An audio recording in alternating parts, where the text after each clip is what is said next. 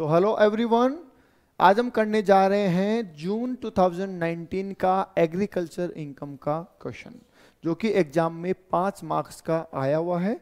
5 case इसमें पूछे हुए हैं। इट मींस कि हर एक केस 1 नंबर का है। ऐसे क्वेश्चन में आपके नंबर स्टेप मार्किंग होती है। जितने क्वेश्चन आपके ठीक होंगे, जितने पॉइंट सही होंगे, उतने नंबर आपको मिल जाएंगे। पूछा क्या है, देखिए। अशोक सूरत फर्निसेज, सूरत का रहने वाला है, furnishes you the following information for the previous year 2021-22, right. Income from coffee grown and cured in Coorg Karnataka. पहले पूछा क्या है वो देख लेते हैं। क्या पूछा है, या तो पहली लाइन में लिखा होता है या आखिरी लाइन में लिखा होता है, तो पहले वो देख लीजिए। Compute the agriculture income of Ashok, ये पूछा है, ठीक है। तो मैं आपको यहीं पे लिखवा रहा हूं एग्रीकल्चर इनकम, ठीक है। तो एक एक पॉइंट को हम डिस्कस करते रहेंगे और सामने उसकी फिगर लिखते रहेंगे। पहला पॉइंट कह रहा है income from coffee grown and cured in Coorg Karnataka. तो हम जानते हैं कि 3 ऐसे चीजें हैं जहां पे गवर्नमेंट ने रेशियोज फिक्स कर रखे हैं, ठीक है। टी, कॉफी एंड रबर, ठीक है।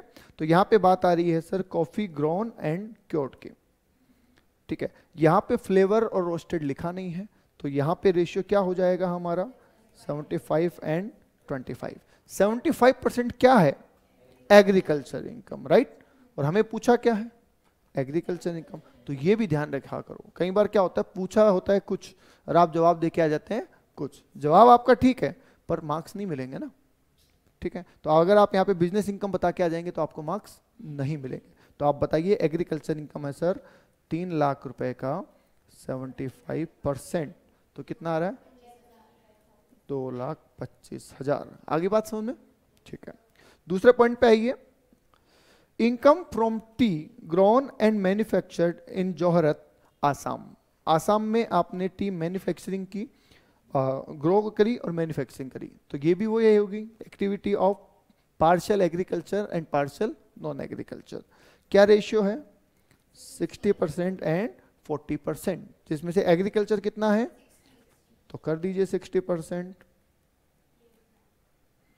ये हो जाएगा 250 का 60%, विच इज 1,50,000, राइट। चलिए आगे बढ़ते हैं। Income from rubber is state in Kerala by sale of field latex obtained from rubber plant grown there. इन्होंने पेड़ उगाए, वहां से लेटेक्स एक्सट्रैक्ट किया और उससे रबर बना के बेच दिया, ठीक है। तो सर ये भी था ना हमारे फिक्स परसेंटेज में, कितना परसेंटेज था 65 एंड 35%। हमें कौन सा चाहिए, हमें तो एग्रीकल्चर चाहिए सर। तो 4 लाख रुपए का 65% कितना आ रहा है 2,60,000। ओके, क्लियर है, राइट। आगे चलते हैं point number 4। Income from nursery by name सौंदर्य नर्सरी इन चेन्नई, ठीक है। अब नर्सरी वाले केस में आपको थोड़ा सा ध्यान देने की जरूरत है।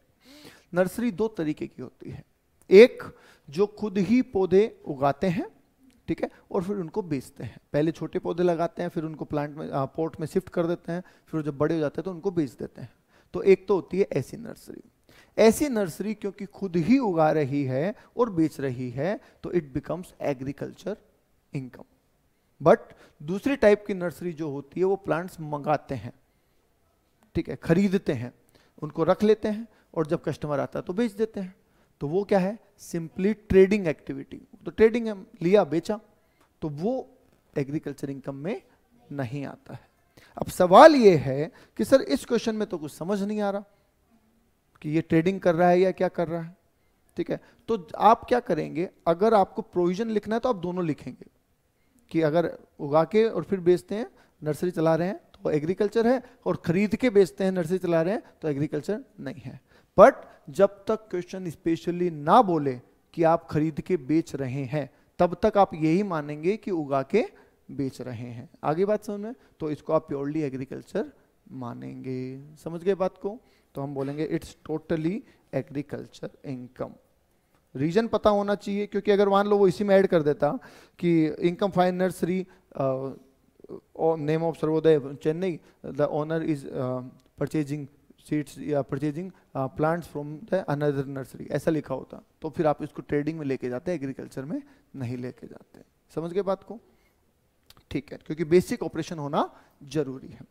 आगे आइए सर, आगे लिखा है rent from A dwelling house in agriculture land in Karnataka, it is occupied by the coffee state labourers. ठीक है, अगर आपके पास में एग्रीकल्चर लैंड है और आप उसको एग्रीकल्चर पर्पज के लिए किराए पे देते हैं तो उससे होने वाली इनकम भी एग्रीकल्चर इनकम होती है। ध्यान रहिए, पर्पज इंपॉर्टेंट है। ठीक है, एक बार एग्जाम में क्वेश्चन आ गया कि आपके पास एग्रीकल्चर लैंड है और उसमें आपने सरसों की खेती कर रखी है, ठीक है, और वहां पे शाहरुख खान शूटिंग करने को आ गया, राइट, और उसने शूटिंग के लिए पैसे दे दिया आपको, तो वो एग्रीकल्चर इनकम है क्या? अब जस्ट बिकॉज कि वो एग्रीकल्चर लैंड है और हम कहें कि वो एग्रीकल्चर इनकम, नो, एक्टिविटी क्या है जिससे पैसा जनरेट हो रहा है, वो तो नॉन एग्रीकल्चर है। तो इसलिए ध्यान दीजिएगा कि किस पर्पज के लिए किराया दिया वो भी मैटर करता है।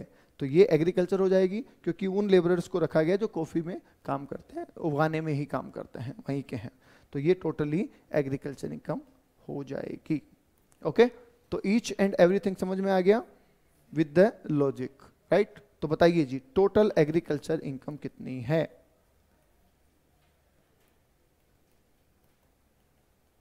बताइए एक बार, टोटल एग्रीकल्चर इनकम कितनी है? 925। टोटल चेक कर लीजिए, बोलिए क्लियर है? चलिए फिर आज के लिए इतना ही, थैंक यू।